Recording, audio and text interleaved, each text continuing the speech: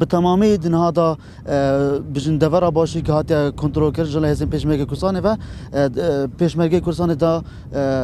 به کمترین قربانی دان به کمترین شهید و بریندار شان به تمامی دفرا باشی که رزگار بکن که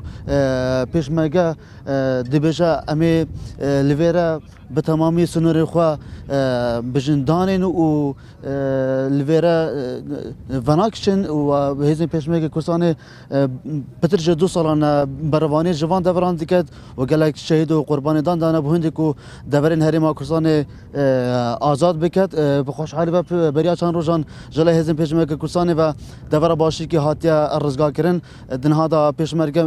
وقت مگوتی مجلی جناب برنا بومبین چاندینه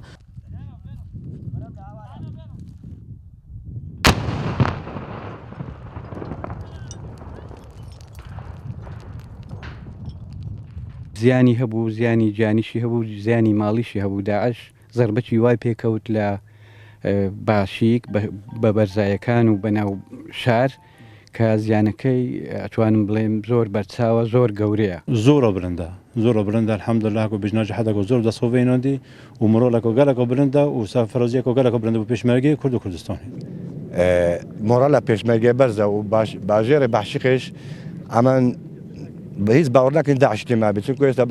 بەخۆ ئازانی بخۆتە بینی خەڵک بەناو ئاسوورێتەوە سیارە بەناو ئاسوورێنەوە الحەمدولیلا پلانەکە سەرکەوتوو بوو 100% جێبەجێ کرا و کۆنتڕۆلیش کرا و ئازاد کرا او دیمن هون دبینن کو آلای که سور هلدایه اف دور همی یا بمبگیریه دنها دا هزین پیشمرگی کردستانی مجلیویشان دینه کو وان بومبین کو تروریستن داعش چاندی لوان دوران چونکه پتریا وان دوران کو تروریستن داعش بریا 2 سالان کنترل کربو بجن همی بومبا داناینا بوند کو ریگریل هزی پیشمرگی کردستانی دان لی وقت ما گوتی کو اف آلای سور هاتن لادان لیور جه قدغگیریه بومبین چاندی هاتن دانان پیشمرگی دنها دا حولاوی چاندی داد کو وان بومبان جناف بدن